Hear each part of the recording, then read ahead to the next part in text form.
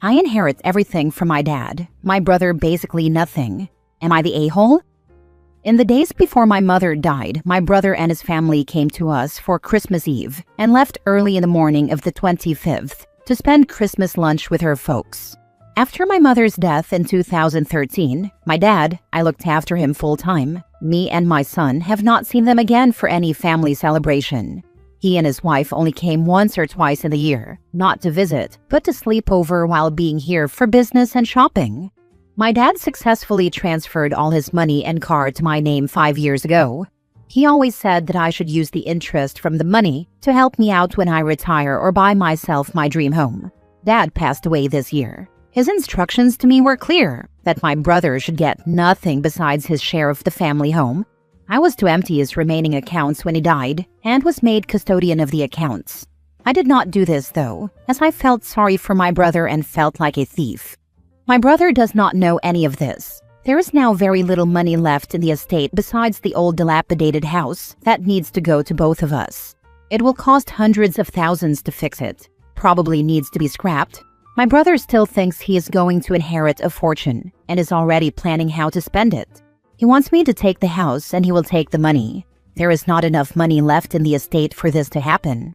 Only my brother came to Dad's funeral. His wife and sons apparently could not get off from work. However, he needed to leave straight after the ceremony to drive home to pack his car for a family trip to the coast.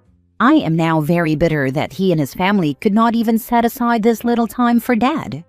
Am I the a-hole for insisting he gets 50% ownership of the house and keeping quiet about Dad's money? If the house gets sold, we should each still get a small fortune as it is built on prime property. The yard is too big for me to maintain all on my own, and I want to downscale for my retirement next year. Now for the top comments. Give him what your father left him. He doesn't deserve that. Thank you. One side of me says this. The other side makes me feel like a thief. Thief implies you stole it. Your father intended for you to have it and gave it to you. How can you steal something that is yours? If anything, consider it the back pay for everything you did. Your brother did no work. He gets no pay. I never expected anything. I loved my dada. I would give all his money away to just have him back. I know this does not make sense. I guess I still hurt too much to even want to touch the money. I reinvested it for at least another 5 years. Maybe I will come to a point where I will feel different one day. Ask yourself truly, if he was in your situation, would he give you anything?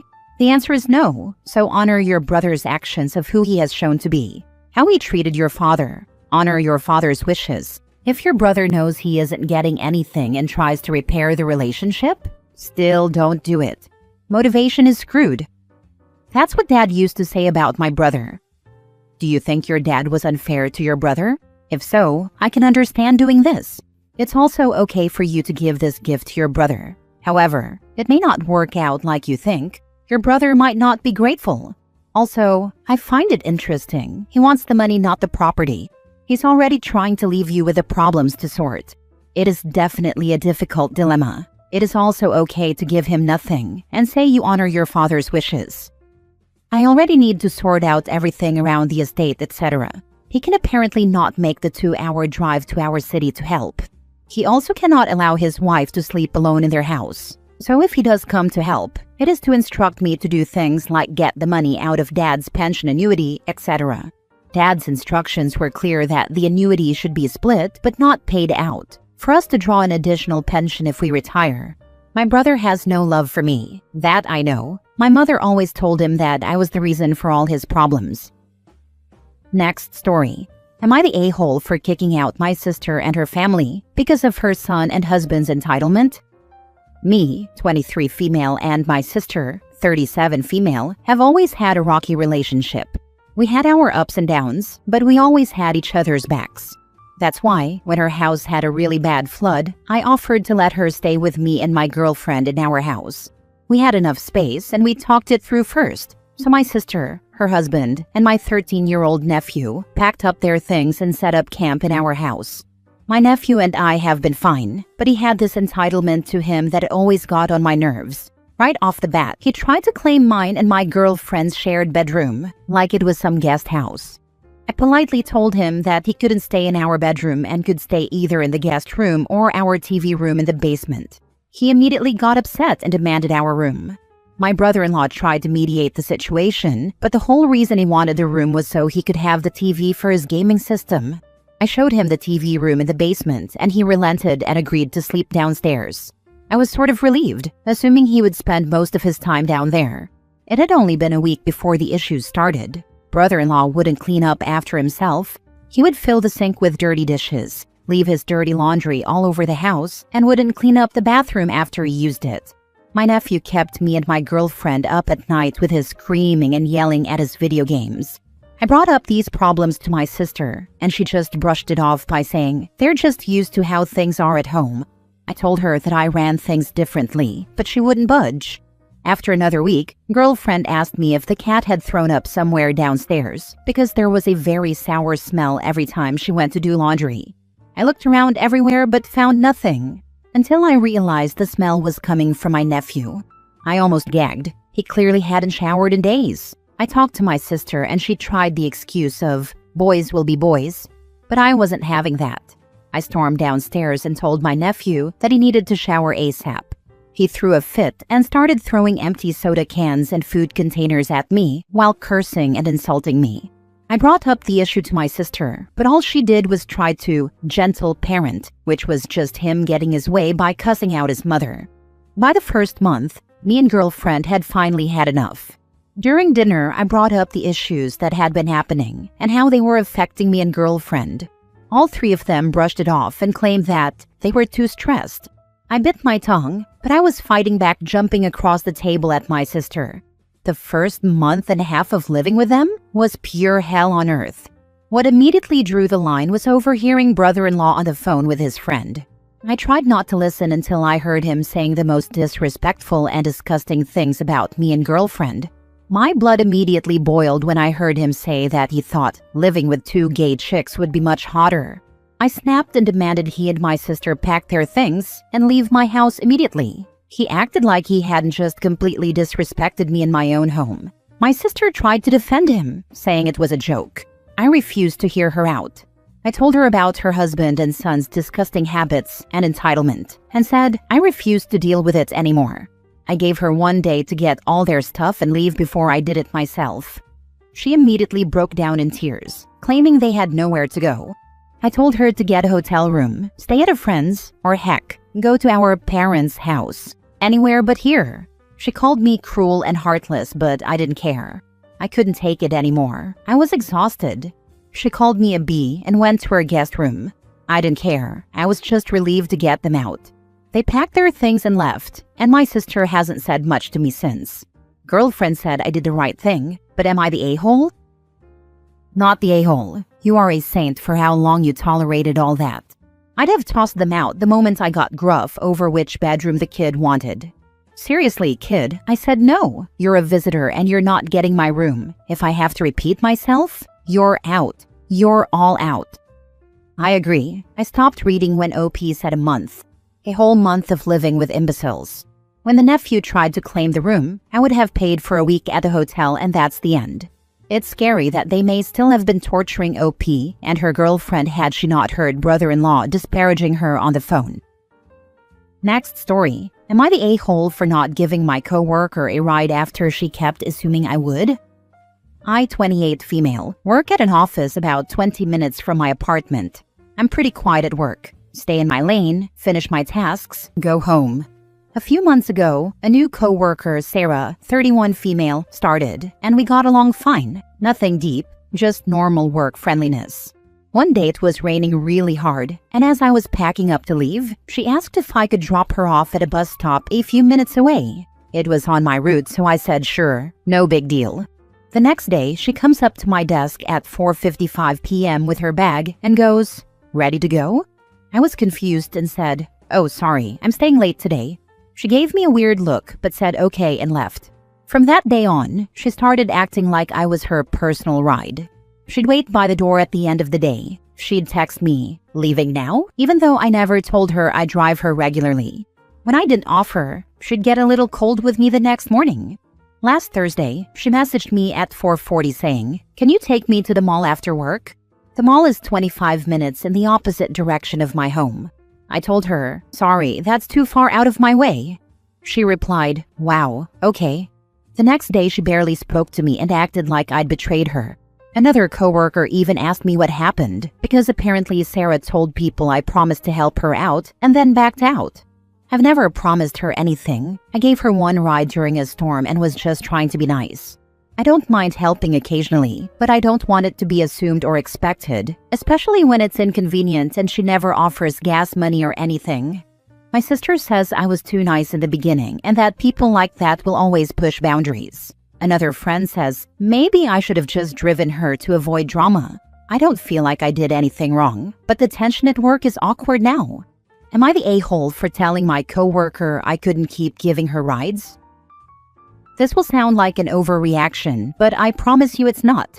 Tell your manager what's happening and that you're considering going to HR because she's starting to tell people a false account of what happened and you don't want a hostile workplace. Now, hopefully your immediate manager will handle the situation themselves. But if they don't, then you've taken the appropriate steps before actually going to HR. And then if she escalates her behavior after reporting to your manager, then all the more reason to take it to HR. It seems small now, but if you allow her to build a false narrative about you now, then she's going to continue to do it in the future. So it needs to be nipped in the bud before it's allowed to get to that point. It's not a small matter when people start attacking your character at work directly to your co-workers. Definitely not the a-hole.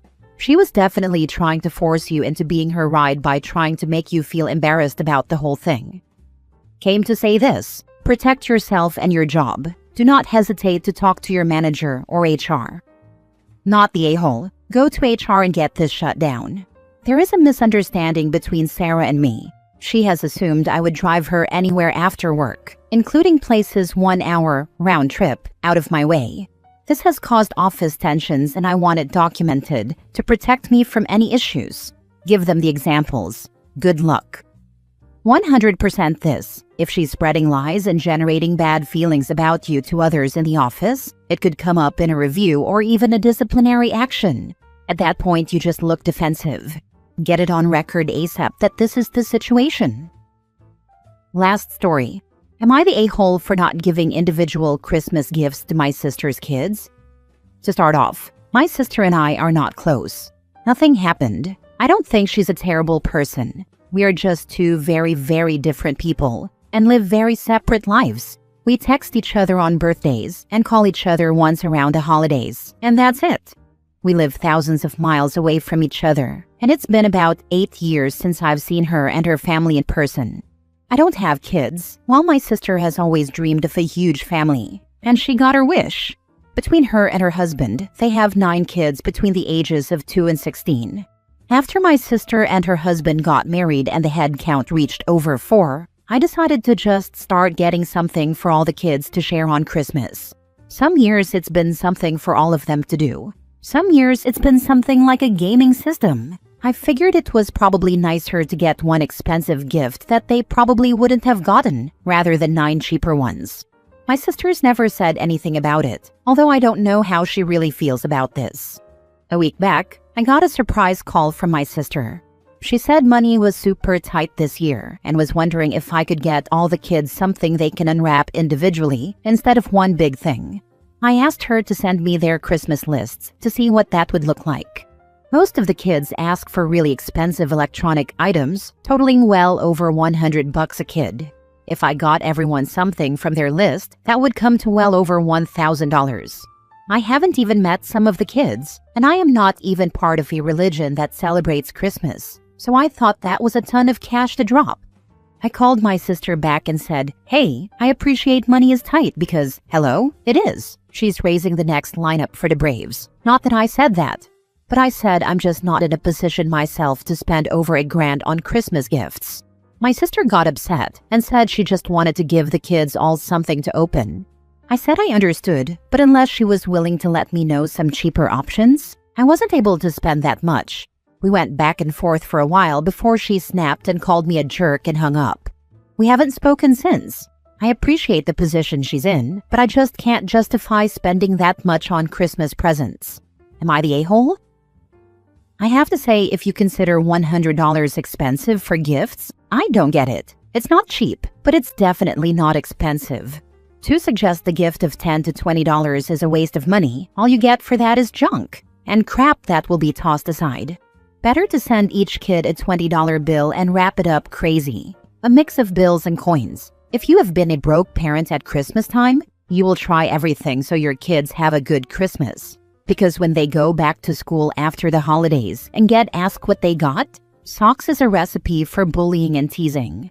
All the adults can be a-holes or have too many kids, but don't take it out on the kids. $100 a gift isn't insane, but when you multiply it times 9, yeah, it's kind of a lot. I don't blame my sister for wanting a nice Christmas for her kids. That's totally reasonable. But I don't think it's reasonable to ask me to spend that much. Not the a-hole. The cynic in me thinks if you buy those gifts, the labels on them are coming off and getting replaced with love from mom and dad. Do a combined gift or get them something like PJs, a book, and a hot chocolate each, or an Amazon voucher each at a value that's affordable, or just nothing. Because the level of entitlement from your sister is gross. She's using you as a gift ATM. The fact you've never got a thanks or a photo of the kids playing with your gifts tells you all you need to know. But if OP gives each kid a sweatshirt with OP's picture and favorite aunt written on them, then sis can't claim it's from her. You are not an a-hole. She sounds as if she is somewhat desperate, and with that many children, that would not be a surprise. She likely assumes that with no children, you are well off financially, and spending $1,000 on her kids would be doable. That is really unreasonable of her. Having said that, do send 9 wrapped gifts, but restrict the cost to what you can afford. Be sure to include a card with each gift specifying that it is from Aunt X and Uncle Y. Yeah, since we don't talk about anything deep, I'm sure she just assumes we aren't struggling. We aren't at the moment, but with the economy, we are playing it safe.